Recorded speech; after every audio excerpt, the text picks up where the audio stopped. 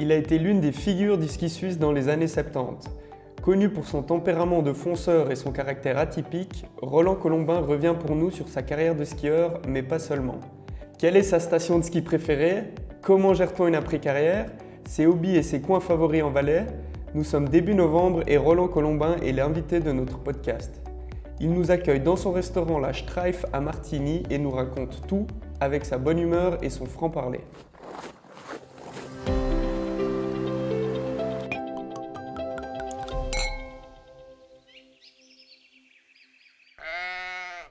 Roland Colombin, bonjour. On se trouve aujourd'hui au restaurant La Streif. Merci de nous accueillir.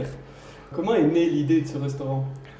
Le restaurant, je n'ai pas tellement eu à réfléchir. Un jour, j'étais au bistrot à côté, puis ça appartient à Martinetti Raffi, qui était lutteur à l'époque. Toi, tu es trop jeune pour le connaître, mais il a été président de la lutte internationale. Et puis, c'est lui qui me propose. Il me dit, alors moi, je lui dis comme ça, c'est un copain. Je lui dis, écoute, si tu me fais pas payer de location, je reprends ça demain matin. Puis, enfin, on m'a fait visiter le local, et puis je me suis dit, voilà, on va ouvrir un truc où on fait que la raclette. Ça, c'était en quelle année? C'était en... Bon, moi, je venais de vendre ma boîte de... Moi, j'avais une entreprise de boissons. Je livrais les boissons sur la vallée de Bagne, surtout Verbier. Puis je venais de vendre ça, j'étais un peu retraité, quoi. C'est parti, ça, il y a 8 ans, 2014. Et puis le nom du restaurant, La Streif, ça, c'est vous qui l'avez choisi? Oui, La Streif, c'est parce que j'avais déjà ouvert un bar à l'époque à Auvergnat qui s'appelait La Streif. Et puis parce que La Streif, c'est mythique, et puis je l'ai gagné 2 fois, voilà. Alors justement, Roland Colombin, les gens vous connaissent aujourd'hui pour la légende du ski que vous êtes. Pour les plus jeunes comme moi qui n'ont peut-être pas eu la chance de voir vos exploits en direct à la télévision, racontez-nous un peu qui vous êtes et cette carrière de skieur. Bon, moi, ma carrière a été un peu courte, mais bien remplie en tout cas. J'ai été sélectionné in extremis pour les Jeux Olympiques de 72, donc j'avais encore pas 21 ans. J'avais été sélectionné grâce à Kitzbühel, encore une fois, parce que j'avais fait mon meilleur résultat 7e à la Streif, juste une semaine avant de partir là-bas. C'est grâce à ça que j'ai été sélectionné pour les Jeux Olympiques, mais moi, quand je suis parti là-bas, j'étais content de faire le voyage, mais je ne pensais pas du tout à faire une médaille, tu vois. Alors justement, là-bas, vous avez fait la médaille d'argent. Vous avez un palmarès incroyable. Il y a 8 victoires en Coupe du Monde, 2 fois vainqueur à la Streif, 2 fois vainqueur du Globe de cristal de descente, donc qui récompense le meilleur skieur le plus régulier sur la saison, en 73 et 74. Médaille d'argent aux Jeux Olympiques et aux Championnats du Monde de 72 à Sapporo. Si vous deviez ressortir une victoire ou la plus belle... Non, mais la plus belle, ça s'appelle la Streif, c'est clair et net, quoi. Parce que la première fois que tu vois Kitzbühel, t'as presque un peu les boules, toi, je veux dire, ça fait peur. La première impression, c'est un truc de... Tu te dis, c'est un truc de fou. Puis après, ma foi, après quelques heures d'entraînement, quelques descentes d'entraînement, ça va. Donc la première, on l'a fait. Oui, la première descente, ça veut dire que tu fais un dérapage, tu fais une reconnaissance. Mais là, tu es vraiment impressionné, quoi. C'est un truc de fou. Vous l'avez gagné 2 fois. C'était laquelle la plus belle victoire? Non, je dis toujours comme ça. L'autre jour, il y en a un qui me dit que il a gagné 5 fois, mais pas la grande, aussi des moitiés de descente. Le raccourci. Alors moi, je lui ai répondu comme ça. Il me dit, ouais, mais Cuche, j'ai gagné 5 fois, toi que 2 fois. J'ai dit, oui, mais moi, j'ai fait que 2 fois, j'ai pas pu gagner 3 fois. Exact. Et puis, donc, vous l'avez dit, hein, une carrière qui n'a pas duré autant longtemps que souhaité. Peut-être, on se souvient en 75, cette chute à Val d'Isère. On a encore les images dans la tête. Un accident qui a failli vous laisser paraplégique. Vous avez fait quelques mois de rééducation à Bâle. Qu'est-ce que vous vous dites quand ça arrive? Mais moi, je dis tout simplement que je suis un miraculé, quoi. J'ai eu une chance extraordinaire. Voilà, quoi. Parce qu'on sait que quand on fait ce métier-là, on peut avoir des accidents. Et puis là, je m'en sors vraiment à bon compte. Bon, j'ai dû arrêter à 24 ans, mais de toute façon, je pense pas que j'aurais fait une longue carrière. J'étais pas le mec à vouloir m'entraîner à fond, machin. Je commençais à en avoir un peu fatigué, tout ça. Donc, j'aurais peut-être encore été faire les Jeux de Innsbruck. Et puis, je pense que j'ai arrêté là. Bon, malheureusement, j'ai loupé les Jeux, quoi. Mais j'ai loupé la médaille d'or. Oui, certainement, on ressort. Donc finalement, on met un terme à cette carrière sans trop de regrets. Et puis là, quand on passe à la suite, qu'est-ce que vous avez décidé de faire? Bon, tu sais pas trop quoi faire. À 24 ans, quand tu n'as fait que du ski, tu es un peu paumé, quoi. Comme je dis souvent, j'ai fait un peu le con pendant quelques années, puis dépensé un peu l'argent que j'avais gagné. Et puis après, Puis après, j'ai rencontré ma femme, puis voilà, après la famille, après, tu es obligé de venir un peu. Après, j'ai monté ma petite boîte de boissons. Et puis ça, vous avez fait ça quelques années, donc avant... J'ai commencé en 88, puis j'ai vendu en 2012. Donc voilà, j'ai fait 80 et 2012, ça fait 25 ans à peu près. On parlait un petit peu de votre époque à vous. Aujourd'hui, le ski valaisan, il va bien aussi. On a quelques très bons skieurs sur le premier plan. Hein. On a les frères Meillard avec Loïc et Mélanie, Daniel You, Luca Erni, Ramon Senoizern. Tous ces gens-là brillent en Coupe du Monde. Murisier, Justin Murisier, bien sûr, Bagnard. Est-ce que vous suivez encore régulièrement leur course? Tout à fait, course? moi je suis mordu, alors je regarde toutes les courses. Oui, je suis. Alors justement, Justin Murisier, là, récemment, il a eu un petit souci. Oui, il n'a pas beaucoup de chance, le pauvre. Ouais, il a eu quelques opérations déjà.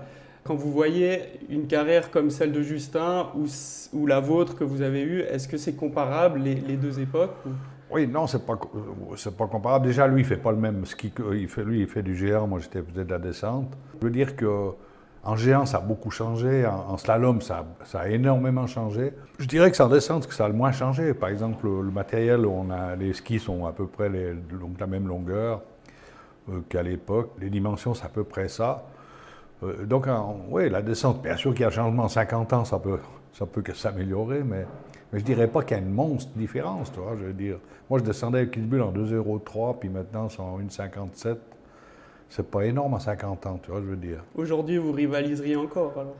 Non, pas du tout. Non, moi, il y a 3 ans, je suis descendu en 2018, ça fait 4 ans maintenant, bientôt 5 ans. J'ai descendu après la course à Kitzbühel, mais vraiment un truc d'impressionnant, ça fait peur. Ouais, c'est la folie. Hein. Bon, surtout oui, non, tu te dis, mais c'est pas possible qu'on ait descendu par là. Toi, tu penses comme ça. Non, c'est clair. Et puis aujourd'hui, donc vous disiez, vous êtes encore retourné sur Kitzbühel. Est-ce que vous rendez sur place pour voir les courses ou bien vous regardez plutôt ça? C'est-à-dire qu'on est souvent invités aussi. Les anciens vainqueurs sont souvent invités. 2023, ça fera 50 ans que j'ai gagné la première fois.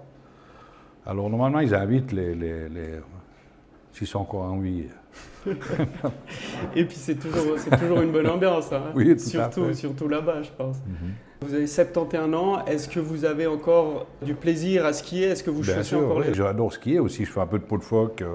Puis je skie pratiquement tous les jours s'il fait beau temps. Vous skiez où Moi, je vais beaucoup sur Bruson parce que j'aime bien faire de la peau. Alors, je monte jusqu'en haut des installations, puis après, je me lève plus haut. J'aime bien ce côté de ceinture hors-serre quand il y a de la neige. Il y a pas mal de possibilités pour la peau de phoque. Pour le hors-piste, quoi.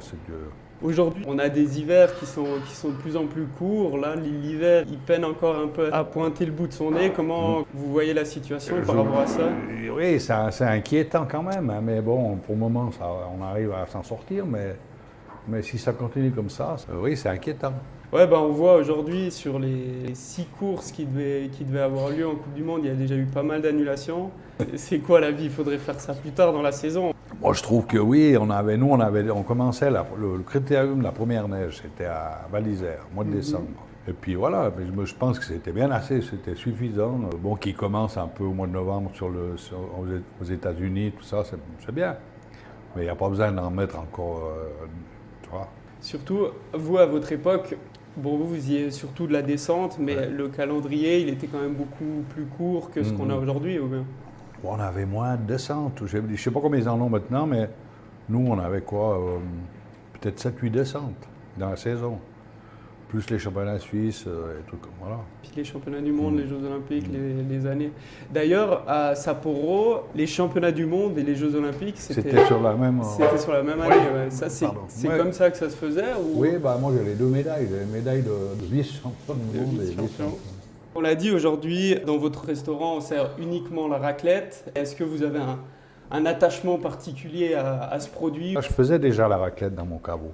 Je faisais que sur réservation, je n'étais pas ouvert tous les jours. Le caveau, je l'avais fait un peu pour privé, pour inviter les clients que j'avais pour mon commerce. Et puis, je vends aussi du vin, alors j'invitais des... Puis petit à petit, les gens m'ont demandé, parce que c'est vraiment un magnifique caveau, s'ils pouvaient faire des soirées. Mais comme je suis équipé pour faire la raclette, quoi. J'ai des fours à raclette et 2 plaques pour que des pommes de terre, un peu comme ici. Et puis voilà, je suis équipé pour faire la raclette. Alors voilà. On sent bien là derrière ce côté un peu convivial, l'envie de recevoir du monde. Est-ce que aussi c'est justement cette convivialité qui aujourd'hui vous pousse à venir ici au restaurant tous les soirs? Ouais, je ne devrais pas dire la vérité là, parce qu'au bout d'un moment, c'est un peu. J'en ai presque un peu ras-le-bol des fois, mais bon. Parce que c'est toujours un peu la même rengaine. Alors, si on peut faire une photo, est-ce que tu peux me signer un autographe? Est-ce que si, ça? Alors voilà, ça vient un peu. À mon âge, c'est un peu, tu vois. Mais ça va, j'essaye de pas rester trop longtemps. Et puis, voilà. C'est un petit peu l'autre face de la notoriété, ou bien? Tout à fait. Parce qu'aujourd'hui, les gens, ils vous arrêtent encore dans la rue pour vous demander une photo. Je suis impressionné, parce que je veux dire, ça fait déjà 50 ans que j'ai arrêté le ski. Et puis là, ça débarque sans arrêt. Ouais, ils veulent voir la bête, tu vois ce que je veux dire. Moi, c'est là que vous vous rendez compte aussi que vous avez marqué oui. une génération, quoi. Oui, puis il faut dire que le film qui a été fait avec Bernard Russy, là, qui a passé dernièrement là, sur Télévision Suisse romande, ça a aussi aidé à... Il y a pas mal de jeunes qui ont vu ce film qui ne me connaissaient pas vraiment, quoi. Ouais. J'ai entendu parler de Colombin, mais ils ne connaissaient pas ma carrière, quoi, voilà. Alors j'ai aussi des jeunes qui viennent là, parce que par rapport à ce film-là, justement. C'est vrai que nous, on entendait surtout nos parents raconter justement de cette grande époque où il y avait Russy, Colombin. Et puis c'est vrai que ce film, c'était intéressant de voir comment ça se passait à l'époque. À l'époque, l'impression que ça donne, c'est que vous étiez vraiment des rockstars. Il y avait un engouement immense pour le ski. Est-ce que c'est un peu ça? Oui, c'est-à-dire que nous, on s'en rendait pas compte à l'époque, je veux dire, mais bon, on faisait ça pour nous. Nous, on a commencé à faire du ski déjà. Bon, on ne gagnait pas d'argent, donc on n'a pas fait ça pour l'argent, déjà, première chose. Mais c'était quand même une chance extraordinaire. Par exemple, à 20 ans, moi, j'avais déjà fait le tour de la planète, toi. Je veux dire, le Japon, l'Amérique du Sud. On allait en Amérique du Sud pour les entraînements l'automne. Donc, c'était une vie extraordinaire pour nous, tu vois. Je veux dire, à 20 ans, ils n'avaient pas tous cette chance-là, dans les années 70, tu vois.